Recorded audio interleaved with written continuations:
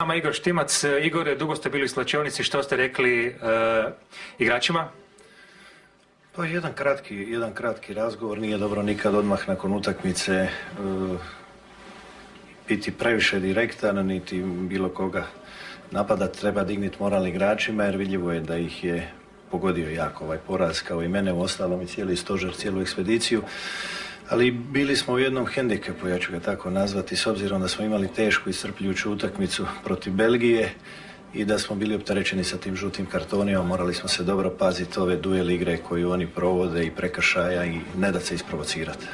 Igore, situacija nije bajna, da se ne lažemo, 4 utakmice u kojima smo dobili samo 1 bod, ali ono što više brine od te utakmice protiv Škotske, jer nije bila rezultatski važna igra naše reprezentacije koje nije dobra. Ne, pa apsolutno nije dobra. Da je dobra, onda bi mi pobjeđivali ove 3-4 zadnje utakmice. Međutim, ima i jedna druga stvar. Sve ono što drugi rade jednostavno i u situaciju kad dođu u završnicu i postignu gol, mi kao da negdje želimo sami sebi zakomplicirati i stvorimo šansu i dođemo u prigodu kao što smo i večeras došli, međutim izostane ona realizacija koja je nekad bila fatalna kad smo mi u pitanju.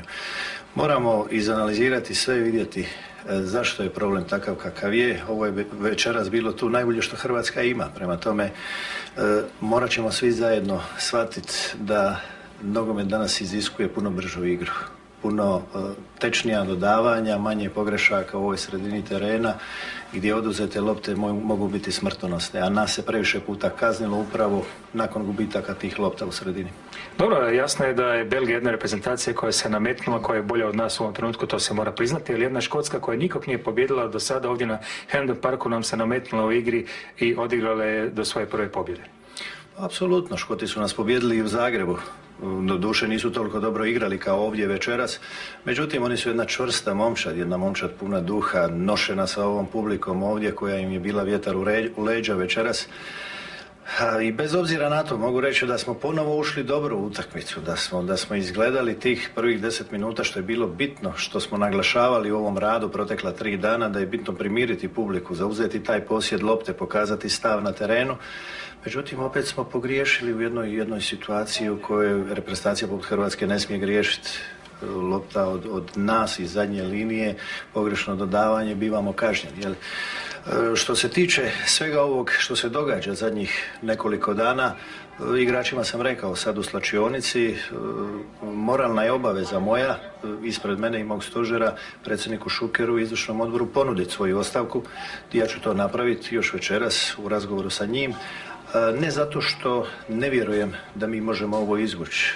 Ja to znam, igrači to znaju, ali ovi pritisci koji se stvaraju, sve ovo čime je okružen hrvatski nogomet, a i ovo što se dogodilo rezultatski na terenu, iziskuje da ja to napravim. Što će biti, ne znam, to ćete morati pitati predsjednika i izvršni odbor HNS-a. Vi ste i čuli ove povike sa Hampden Parka od hrvatskih navijača? I povici me ne interesiraju, vjerujte, jer to su povici koji uvijek dolaze od istih. Dakle, večeras su im se pridružili i pojedinci koji su jedva čekali posrtaj hrvatskog nogometa i Hrvatskog nogometnog saveza kako bi to bilo samo jače. Znamo i odakle su oni došli, prema tome to ne iznenađuje. To nije razlog zašto ja radim ovo što ću raditi, što ću ponuditi ostavku večeras, nego jednostavno jedan moralan čin. Dobro, recite na kraju, što bi Igor Štimac kao sukomentator poručio Igoru Štimcu, izborniku, na kraju ovog ciklusa?